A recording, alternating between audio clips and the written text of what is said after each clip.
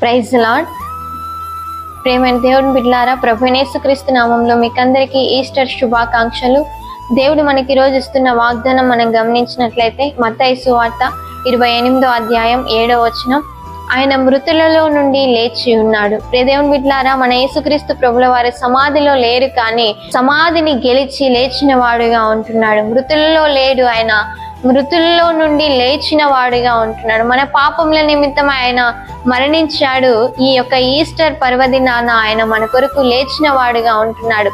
కాబట్టి ఇంత గొప్ప దేవుని మనం కలిగి ఉన్నాం. దేవుని మనం ఈ యొక్క ఈస్టర్ రోజున మనం ఆరాధిద్దాం, దేవుని ఘనపరుద్దాం. చిన్న ప్రార్థన చేసుకుందాం. మహాప్రేమ గల తండ్రి, పరిశుద్ధుడైన దేవ, ఈ వాగ్దానం ఎంతమంది అయితే వీక్షించారో ప్రతి ఒక్కరిని ఈ వాగ్దానం ఎలా నెరవేరుస్తున్నామని నజరేయుడైన యేసు నామంలో ప్రార్థించి అడిగి వేడుకుంటున్నాము తండ్రి, ఆమెన్. ప్రతిరోజు ఈ వాగ్దానాన్ని వీక్షించిన అనేక మందికి షేర్ చేయండి. సిస్టర్ దివ్య డేవిడ్ అనే యూట్యూబ్ ఛానల్ని సబ్స్క్రైబ్ చేసుకోండి. ఫేస్బుక్ పేజ్ని లైక్ చేయండి, ఫాలో అవ్వండి. ఇన్స్టాగ్రామ్ని ఫాలో అవ్వండి. దేవుడు మిమ్మల్ని మీ కుటుంబాన్ని దీవించిన గాక. ప్రైజ్.